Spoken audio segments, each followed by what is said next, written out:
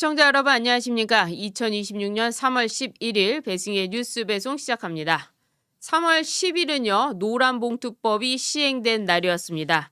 이 노란봉투법이 시행되고 나니까요. 민주노총 조합원 4천여 명이요. 광화문 광장으로 뛰쳐나왔습니다. 광화문 광장에서 원청 교섭 쟁취 투쟁 선포 대회를 열고 원청이 교섭을 받아들이지 않을 경우에는 대규모 파업을 하겠다라고 하면서 7월 15일을 데드라인으로 정했습니다. 노조가 활개치는 세상, 판치는 세상을 만들었습니다.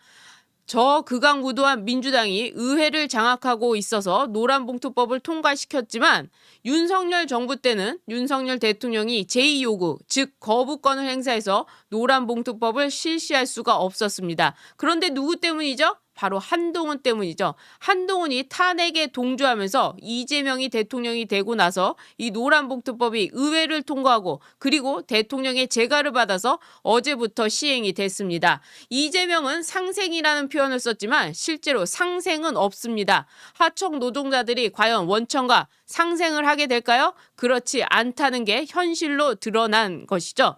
어제부터 계속해서 거리로 하청 노동자들이 뛰어나오고 있는데요. 자동차부터 시작해서 조선소, 대학, 공공기관 등 원청 사업자를 상대로 임금 교섭을 요구하는 하청 노동자가 거리로 뛰어나오고 있습니다. 이제 그야말로 노조가 판치는 세상이 돼버린 겁니다. 물론 민주당에서는 뭐라고 하고 있느냐? 이 교섭의 내용 자체는 산업과 정책에 관한 문제이기 때문에 임금 협상은 하지 않을 것이다 라고 얘기했지만 실제로는요. 이 하청 노동자들이 협상 테이블에 나와서 임금 노동을 이야기하고 그리고 직접 고용까지 이야기하고 있습니다. 예를 한번 들어볼게요. 건설 사업 같은 경우에는요, GS도 있고, 그리고 롯데도 있고, 이 편한 세상 이렇게 쭉 건설업자들이 크게 있지 않습니까? 그런데 그 건설업자들은요, 직접 고용해서 건설을 할 수가 없습니다. 이게 법으로 되어 있습니다. 그래서 도급을 줄 수밖에 없죠. 그 도급을 주다 보면 도급의 도급, 하도급으로 연결이 되어 있습니다. 그러니까 실질적으로 일하는 사람들은 원청과는 아무런 계약 관계가 없는 도급 받아서 나오는 그런 노동자들이라는 겁니다. 물론 당연히 원청에서 돈을 주고 또 그 도급을 받은 사람 수급자가 또 하청한테 돈을 줄 때도 돈을 잘 제대로 줘야 되는데 이 과정에서 임금 체불 문제가 발생하기도 합니다. 자, 그런 문제점이 발생했을 때의 해결점과 하청 노동자가 직접 원청한테 교섭을 요구할 수 있는 것은 차원이 다른 문제라는 거죠. 이것을 어떻게 해결할 것인가, 그것을 조율할 것인가 하는 문제는 정치권에서 잘 해결을 해야 되는 문제인데 이것을 하청 노동자가 직접 원청한테 임금 교섭 그리고 임금 체불과 관련해서 직접 고용까지 얘기하는 겁니다. 그럼 도급의 형태가 어떻게 되겠습니까? 완전히 무너져 내리는 거죠. 결국 산업 전반에 큰 영향을 끼치는 이런 법을 마구잡이로 통과시킨 겁니다. 그래서 오늘 저는 더 원망스러운 것이 윤석열 정부였다면, 탄핵되지 않았던 윤석열 정부였다면 지금 이런 노란봉투법은 시행되지 않았을 것이다. 그 탄핵에 동조한 사람 누구냐? 바로 한동훈계다. 자, 한동훈계 비판은 뒤쪽에서 하기로 하고요. 이 노란봉투법과 관련해서 정부는 임금은 하청 노조와 원청 간의 교섭 의제가 아니라고 했지만 벌써부터 현대차와 HD 현대중공업 하청 노조는요. 세 번째 교섭 요구서를 보내면서 요구안으로 임금 30% 인상, 원청과 같은 성과급 지급 등을 요구했습니다. 게다가 하나오션 같은 경우에는요. 지금 미국의 필리 조섭소에서 하나오션이 조선소 사업을 하면서 미국에도 투자하고 지금 주가도 올라가고 있죠. 이 하나오션이 지금 생산 과정에서 직접적으로 관련이 없는 그런 노동자들도 있지 않겠습니까? 무조건 다 하나오션에서 일한다고 조선만 만드는 게 아니지 않습니까? 예를 들어서 거기에는요, 물건을 갖다 주는 사람도 있고요. 그리고 점심을 배달하는 사람이 있을 수 있고 음식을 만드는 사람이 있을 수 있죠. 이것은 하나오션과 직접적으로 관련이 된 사업입니까? 아닙니까? 아니라고 우리가 할 수 있죠. 그래서 그걸 우리는 뭘 하죠?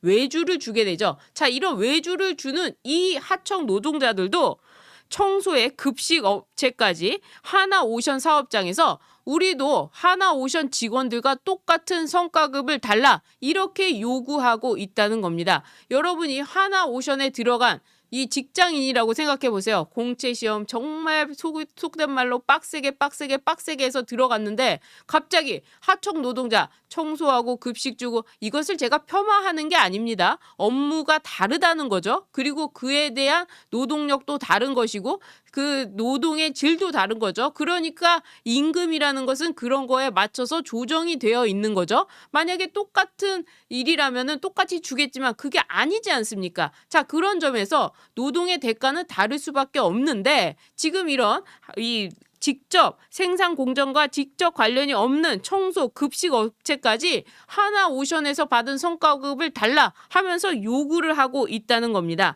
분업화와 전문화로 국내 산업의 경쟁력을 유지하게 했던 이 도급 제도가 지금 전체적으로 무너지게 생겼다는 겁니다. 이것은 다 누구 때문입니까? 바로 이재명 때문이고, 바로 민주당 때문이고, 그리고 바로 한동훈 때문이라는 겁니다. 이 나라의 혼란 어떻게 할 것입니까? 그래서 노란봉투법으로요, 어제부터 전부 튀어나와서 하청 노조가 이 원청을 상대로 원청 교섭 쟁취하면서 파업을 벌써 시도하고 있습니다.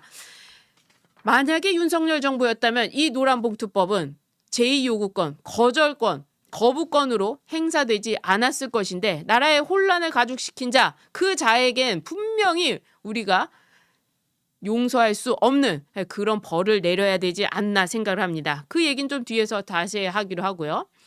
그 또한 문제가 되는 것, 이재명이 당선되고 난 이후에 나라가 정말 편안한 날이 없다, 이런 말씀을 드렸는데요.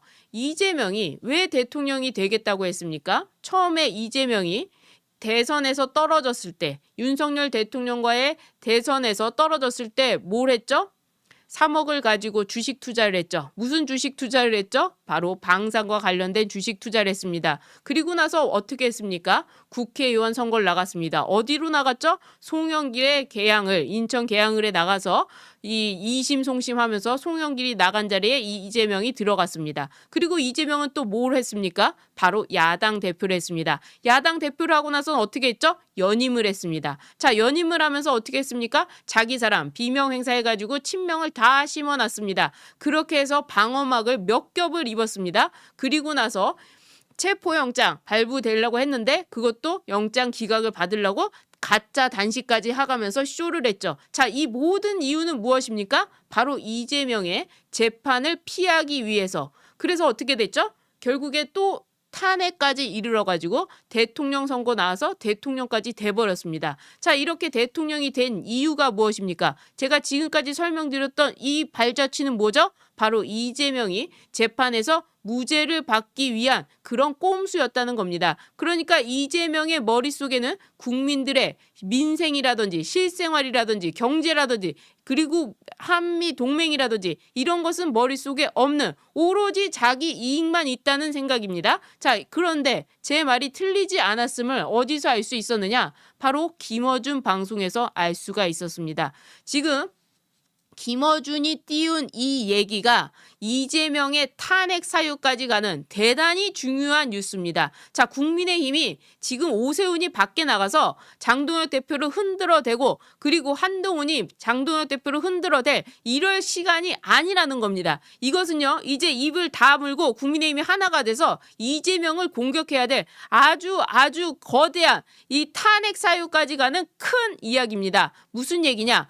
여당 내부에서 나온 바로 공소 취소 거래설입니다. 그러니까 계속 어제도 설명을 드렸는데 이재명 정부안과 그리고 검찰개혁과 관련해서 민주당 안, 강경파 안이 있습니다. 여기서의 가장 큰 문제점은 뭡니까? 검사들을 유지할 것이냐 말 것이냐, 수사보안권을 유지할 것이냐 말 것이냐 하는 유한책, 그리고 또 하나는 아예 검사를 싸그리 없애버리자, 보안 수사권도 없애버리자 하는 민주당 강경파들의 이야기. 그래서 사실 민주당이에요. 민주당을 지지하는 사람들은 바로 이 강경파, 검찰은 나쁜 놈들이야. 노무현 때부터 시작해서 검찰 때문에 되는 일이 없어. 그러니까 검찰을 아예 없애야 돼. 검찰을 악마화하고 있기 때문에 검찰을 없애야 돼. 이것이 민주당의 가장 기본인 생각인 것입니다. 그런데 거기서 좀 더 나아가서 검찰을 없애고 검찰이 가지고 있는 모든 권한을 없애고 헌법에 검찰총장이 있다 하더라도 검찰청을 없애자. 이게 지금 민주당의 기본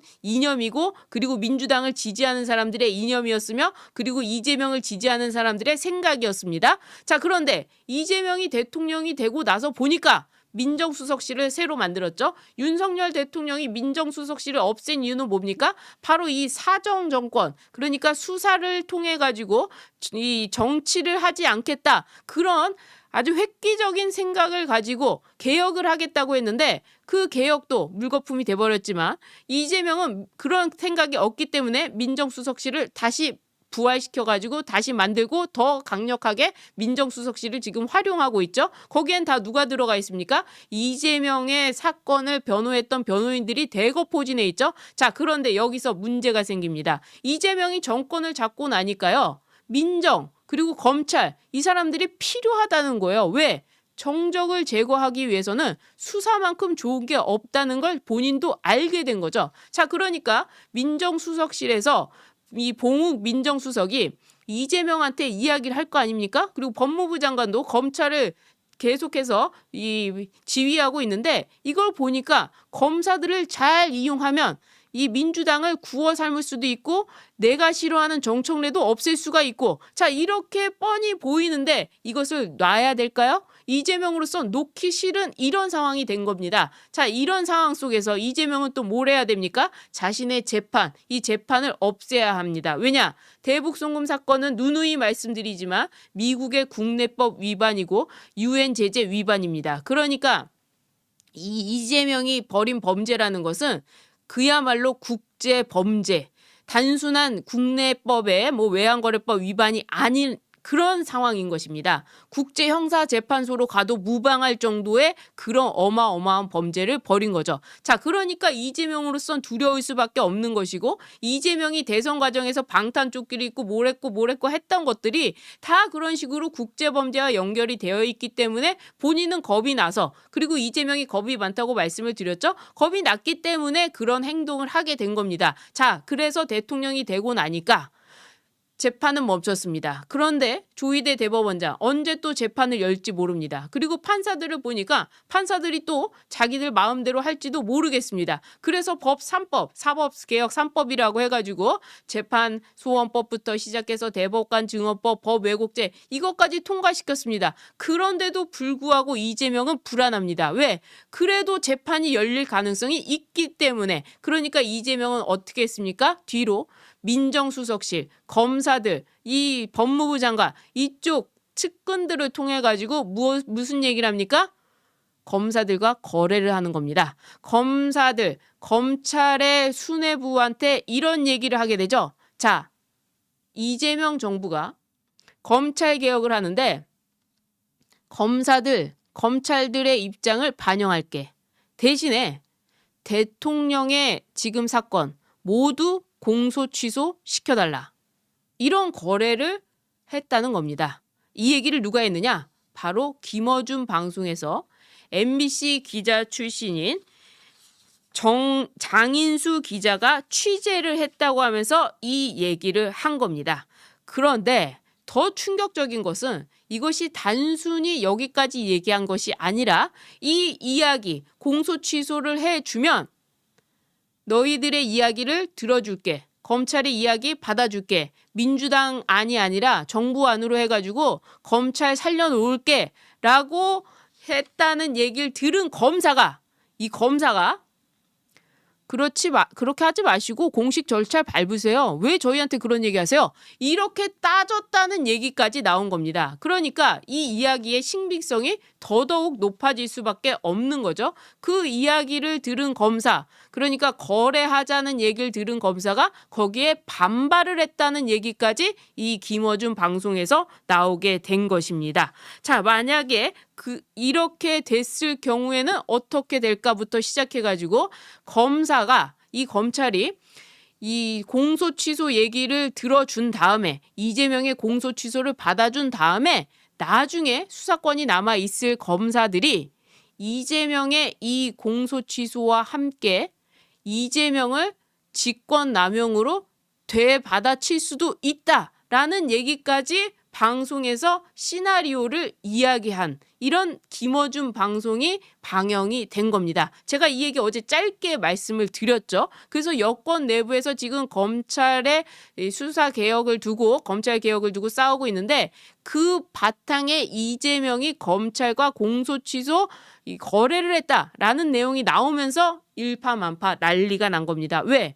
가만히 있었으면 몰랐을 건데 친명의 한준호 의원이 기자회견까지 해가지고 김어준 찌라시도 안 되는 음모론 가지고 방송하지 말라 하면서 김어준을 몰아세운 겁니다. 자, 이렇게 김어준이 이재명을 공격하고 있고요. 그리고 이재명 측에선 김어준을 공격하면서 김어준이 만들어낸 이재명을 김어준이 무너뜨리는 이런 일이 발생하고 있다. 그래서 스스로 무너질 것이다. 이 얘기까지 해드렸는데 자, 지금은 상황이 완전히 바뀌어서요. 이제 국민의힘도 참전해야 되는 상황까지 오게 된 것입니다. 그래서 국민의힘에서는요. 이 사건을 이재명의 탄핵 사유라고 규정하고 이재명의 권력형 게이트라고 규정하면서 이것을 치고 나가야 한다는 거죠. 특히 이 사건 지금 정부 여당이 무엇을 추진 중에 있느냐? 바로 정치 검찰 조작 수사 국정조사. 참 말이 길죠. 정치 검찰의 조작 수사 국정조사를 하자 뭐 이런 건데 이거를 왜 하느냐 하고 봤더니 이재명이 공소 취소를 하려고 일부러 지금 빌드업을 하는 것이다. 그러니까 이것은 진짜로 사실관계가 맞아떨어지는 이야기다. 그래서 이와 관련해서 국민의힘은 헌정 질서를 파괴하는 이재명의 형사 책임을 면하기 위해서 국가 제도를 거래 대상으로 삼은 박근혜 대통령한테 뭐라고 했습니까? 일본과의 그 한일 협정과 관련해 가지고 그 위안부 할머니들 그 거래와 관련해 가지고 재판 거래를 했다. 그러면서 몰아세워 가지고 양승태 대법원장까지 법정에 세운 민주당 아닙니까? 그 특검이 누구였습니까? 한동훈 아니었습니까? 자, 그런 특검처럼 국민의힘은 지금 그거보다 더한 거죠.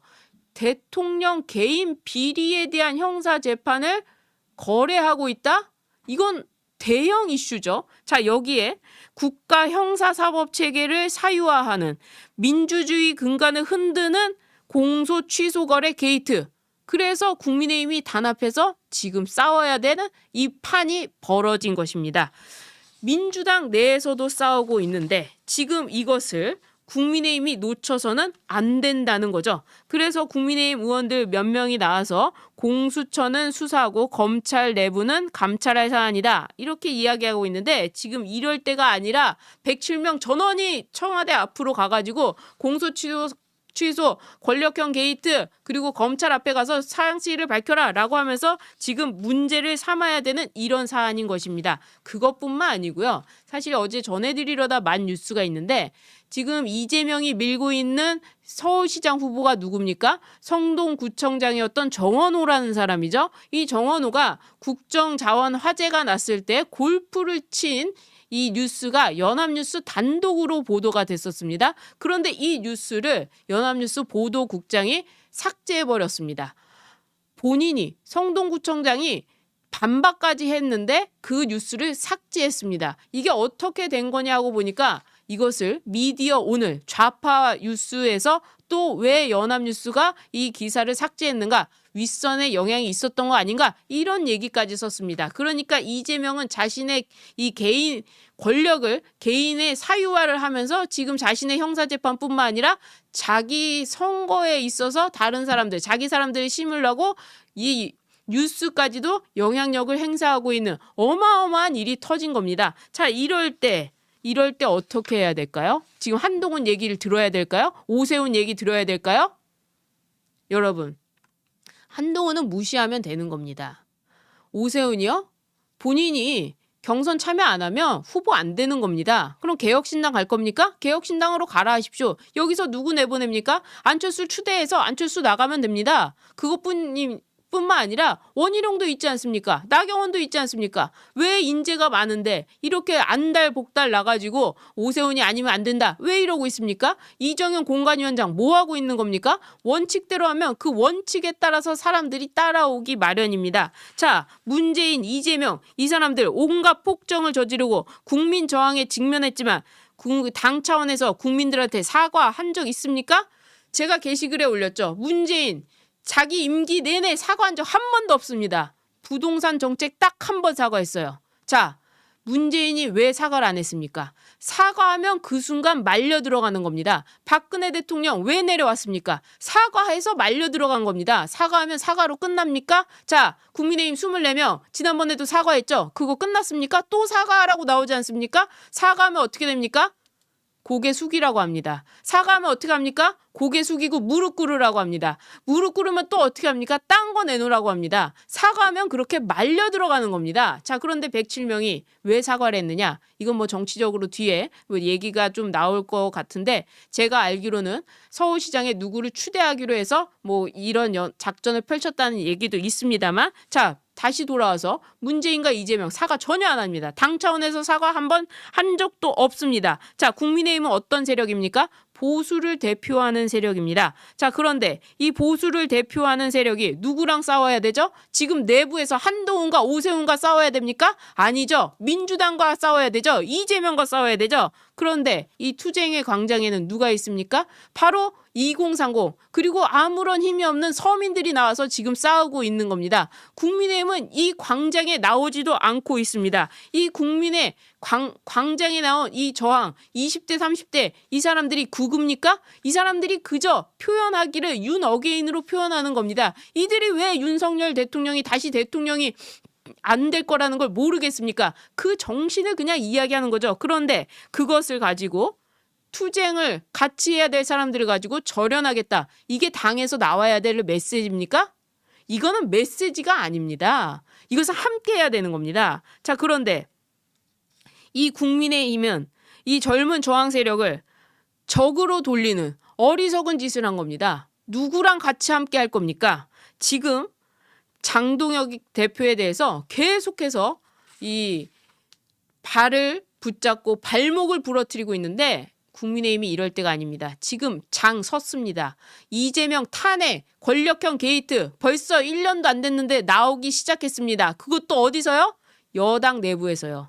자, 그런데 이거 판 두고 볼 겁니까? 그러면서 같이 싸워야 될 이 사람들을 적으로 다 돌릴 겁니까? 사과할 겁니까? 언제까지 사과할 겁니까? 사과하면 할수록 망해가는 겁니다. 자, 이제는요. 장동혁 대표를 믿고 가는 수밖에 없는 겁니다. 서울시장 오세훈이요? 두고 보십시오. 특검으로부터 기소됩니다. 명태균 사건 그거 왜 기소 안 하겠습니까? 민주당으로서 완전 꽃놀이패죠. 자, 이런 상황에서 우리가 내부에서 싸워야 하는가? 지금 저들은요. 어제 좌파 방송들 쭉 모니터해 보니까 사과 그게 사과냐 하면서 자기들끼리 국민의힘 비웃고 조롱하고 웃음거리 만들고 있습니다. 이럴 때가 아니라는 거. 지금 우리가 싸워야 될 거는 이재명이라는 거 여러분 잊지 말아야 된다. 이 말씀 드리면서 오늘 방송 여기까지 하도록 하겠습니다. 나가시기 전에요. 구독 버튼 눌러주시고요. 좋아요 버튼 응원의 댓글도 많이 남겨주시길 부탁드립니다. 시청해주신 여러분 고맙습니다.